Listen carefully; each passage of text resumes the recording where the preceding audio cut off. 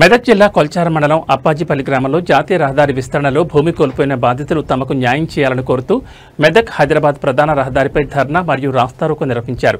రహదారి నిర్మాణానికి తాము భూములిచ్చామని, దానికి బదులుగా పాత రోడ్డును సాగుకిస్తామని, అలాగే డబుల్ బెడ్రూమ్ ఇళ్లు మంజూరు చేస్తామని అధికారులు ప్రభుత్వం హామీ ఇచ్చారని బాధితులు తెలిపారు.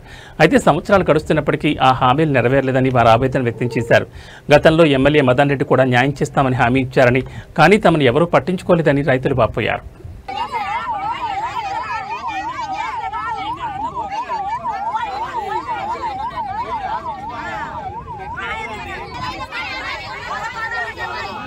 ఇక్కడికి రావడానికి కారణం ఏంటంటే మేము గతంలో మాకు రోడ్డు వైడలింగ్ అయినప్పుడు మా యొక్క జాగా పట్టా భూమిని రోడ్డుకి ఇవ్వడం జరిగింది.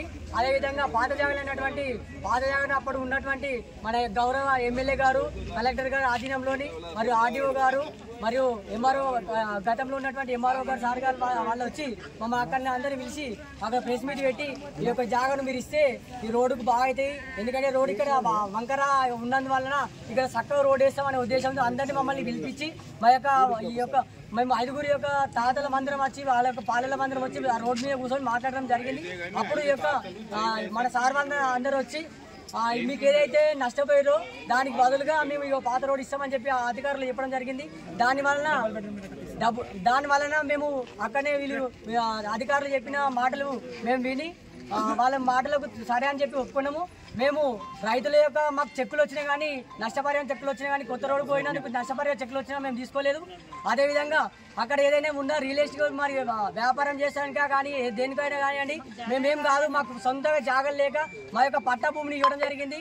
అలాగే సొంత జాగాను మేము స్కూల్ కోసము 25 గుంటలు మా యొక్క పిల్లల కోసం భవిష్యత్తు నాశనం అయితే అనే ఉద్దేశంతో స్కూల్కి జాగా లేకుండా మా యొక్క సొంత భూమిని స్కూల్కి ఇవ్వడం జరిగింది.